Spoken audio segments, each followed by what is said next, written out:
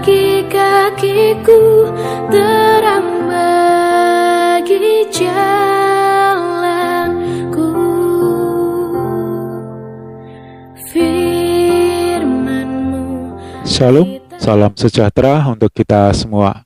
Kembali hari ini kita akan menikmati berkat firman Tuhan dalam KPA Online. Sebelumnya, mari kita berdoa. Bapa dalam surga, kami mengucap syukur atas kasih dan kemurahan-Mu bagi kami, sehingga kami dalam keadaan yang baik. Saat ini kami akan menikmati berkat firman-Mu. Mari Tuhan, tolong pimpin dan urapi kami, biar firman-Mu menjadi berkat, kekuatan, penghiburan, dan pedoman bagi kami. Terima kasih Tuhan. Kami sambut berkat firman-Mu dengan penuh ucapan syukur dalam nama Tuhan Yesus Kristus, Juru Selamat kami. Haleluya. Amin.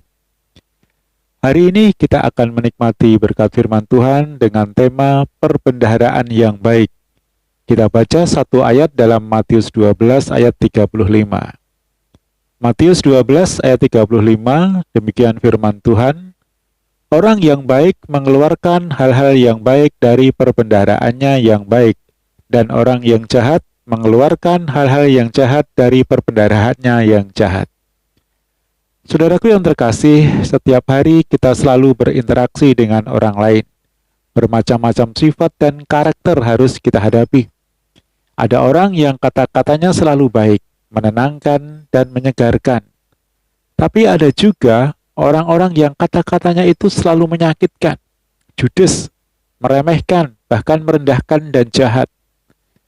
Tentu ada sebabnya kenapa ada orang yang setiap perkataannya selalu baik, dan ada orang yang perkataannya sering jahat. Di ayat sebelumnya, yaitu Matius 12 ayat 34 dituliskan, "Hai kamu keturunan ular beludak, bagaimanakah kamu dapat mengucapkan hal-hal yang baik sedangkan kamu sendiri jahat? Karena yang diucapkan mulut meluap dari hati." Di bagian akhir ayat ini dituliskan, karena yang diucapkan mulut meluap dari hati. Berarti kata-kata yang keluar dari mulut tergantung dari kondisi hati.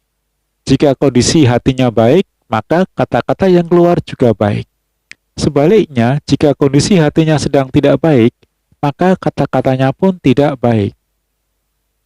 Lebih tegasnya adalah orang yang baik akan mengeluarkan hal-hal yang baik, karena memang perbendaharaan dalam hati dan pikirannya adalah hal yang baik.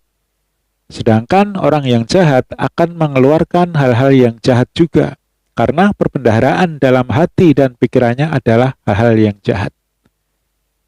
Saudara-saudaraku yang terkasih dalam Tuhan, apa itu perbendaharaan yang baik? Sesuai dengan buah-buah roh dalam Galatia 5 ayat 22 dan 23, yaitu kasih, sukacita, damai sejahtera, kesabaran, kemurahan, kebaikan, kesetiaan, kelemah lembutan, dan penguasaan diri. Itu semua adalah perbendaharaan yang baik. Jika semua itu atau sebagian besar ada dalam diri kita, maka hal-hal yang baiklah yang akan keluar dari kehidupan kita, baik dalam perkataan, tindakan, dan sikap kita terhadap orang lain. Lalu apa saja perbendaharaan yang tidak baik? Tentunya hal-hal yang berlawanan dengan buah-buah roh, seperti misalnya iri hati, dengki, dendam, kepahitan, amarah, hawa nafsu, keegoisan, pikiran cemar, dan lain sebagainya. Jika itu semua yang ada dalam diri kita, maka sudah bisa dipastikan perilaku, tindakan, perkataan, dan sikap kita pasti tidak menyenangkan, selalu menyakiti, marah-marah, mengolok, dan merendahkan orang lain. Saudaraku yang terkasih, sebagai anak Tuhan, tentunya Tuhan menghendaki kita semua memiliki perbendaharaan yang baik, sehingga bisa menjadi saksi dimanapun kita berada. Kita tahu dan sadar bahwa itu semua tidaklah mudah, tetapi bukan berarti tidak bisa. Semua itu tergantung dari besarnya niat dan kerinduan untuk memiliki perbendaharaan yang baik. Nah, bagaimana caranya? Yang pertama, meminta kepada Tuhan. Hanya Tuhan yang memiliki perbendaharaan yang baik. Meminta kepada Tuhan agar Tuhan mengubah diri kita. Tuhan sudah menebus dosa dan mengampuni kita. sehingga kita bukan lagi orang berdosa atau tinggal di dalam dosa. Sebagai umat yang ditebus, kita sudah seharusnya meninggalkan manusia lama dan menjadi manusia baru. Kita meminta kepada Tuhan agar buah-buah roh atau perbendaharaan yang baik itu ada dalam diri kita. Tuhan pasti akan memberikan semua itu kepada kita, karena Tuhan senang jika anak-anaknya menjadi terang bagi dunia ini, menjadi saksi kebaikan bagi orang lain. Yang kedua adalah menerima didikan dan ujian. Kalau kita sudah meminta, maka kita harus siap menerima didikan dan ujian. Karena tidak mungkin kita minta kesabaran, terus tiba-tiba kita menjadi orang sabar. Atau kita yang adalah orang yang kasar, kita minta kelemah lembutan, terus tiba-tiba menjadi orang yang tenang dan lemah lembut. Tidak bisa. Semua harus melalui proses, yaitu didikan dan ujian. Didikan dan ujian inilah bagian yang tidak disenangi oleh banyak anak-anak Tuhan. Karena kebanyakan inginnya yang instan, tidak perlu pakai proses. Anugerah keselamatan sudah diberikan dengan cuma-cuma oleh Tuhan kepada kita. Yesus berjuang dengan mencucurkan darah dari sekujur tubuhnya, supaya kita semua beroleh atau memiliki keselamatan itu.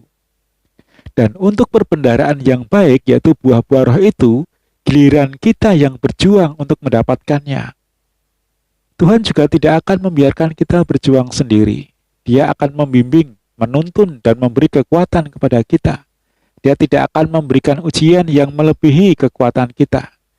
Kita minta kepada Tuhan penguasaan diri, maka pasti kita akan diperhadapkan kepada orang-orang yang menjengkelkan, orang-orang yang membuat kita bisa marah.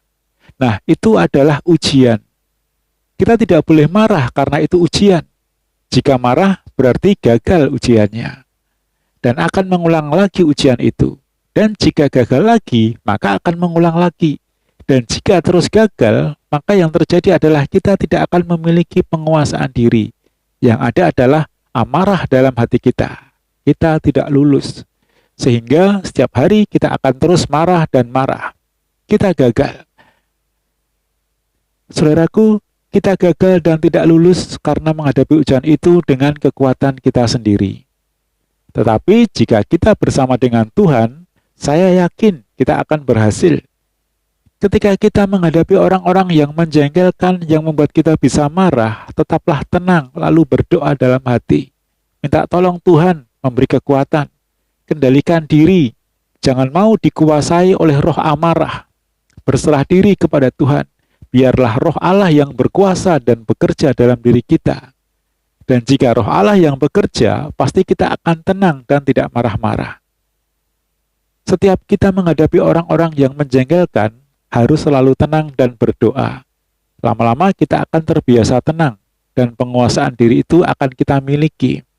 Dan jika kita bisa menguasai diri, maka kita juga pasti akan bisa menguasai keadaan di sekitar kita. Kemudian yang ketiga, tetap bersekutu dengan Tuhan. Dalam segala keadaan dan situasi, tetaplah bersekutu dengan Tuhan. Biarlah Roh Kudus yang memimpin langkah kita. Dalam berinteraksi dengan berbagai macam orang, biarlah Roh Kudus yang berkuasa atas kita. Sehingga perbendaharaan yang baik yang ada dalam diri kita, itulah yang akan keluar melalui perkataan, sikap, dan tindakan kita terhadap orang lain. Nah, saudaraku yang terkasih, ketiga hal itulah yang harus kita lakukan dan perjuangkan agar kita memiliki perbendaharaan yang baik dalam diri kita, yaitu meminta kepada Tuhan. Kemudian siap untuk dididik dan diuji. Kemudian yang ketiga, tetap bersekutu dengan Tuhan. Sehingga kita akan menjadi saksi dan terang bagi banyak orang. Orang yang baik akan mengeluarkan hal yang baik. Orang yang jahat akan mengeluarkan hal yang jahat. Marilah kita menjadi orang yang baik, sehingga perkataan, sikap, dan tindakan kita terhadap sesama juga baik. Haleluya. Amin. Inilah berkat firman Tuhan hari ini, kiranya menjadi berkat bagi kita semua. Mari kita akhiri dengan berdoa. Bapa dalam surga, kami mengucap syukur atas firman-Mu bagi kami. Biarlah firman-Mu mengingatkan kami agar kami terus berjuang memperoleh buah-buah roh, sehingga perbendaharaan yang kami miliki adalah perbendaharaan yang baik.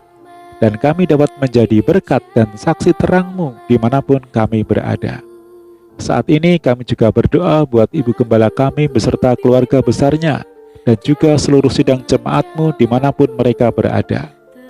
Kiranya mereka semua selalu semangat dalam menghadapi tantangan dan masalah, karena Engkau menyertai mereka. Engkau berkati dan lindungi dalam setiap aktivitas mereka. Berkati setiap usaha dan pekerjaan mereka. Jadikan berhasil setiap apa yang mereka kerjakan. Bapa dalam surga, jika ada umat-Mu yang sakit, tolong sembuhkan mereka. Yang lemah, tolong kuatkan. Yang susah, tolong hiburkan. Dan yang sedang dalam pergumulan, Tuhan tolong mereka. Terima kasih Tuhan, kami mengucap syukur untuk KPA hari ini, dan kami akhiri di dalam nama Tuhan Yesus Kristus, Juru Selamat kami. Haleluya, amin. Tuhan Yesus memberkati kita semua.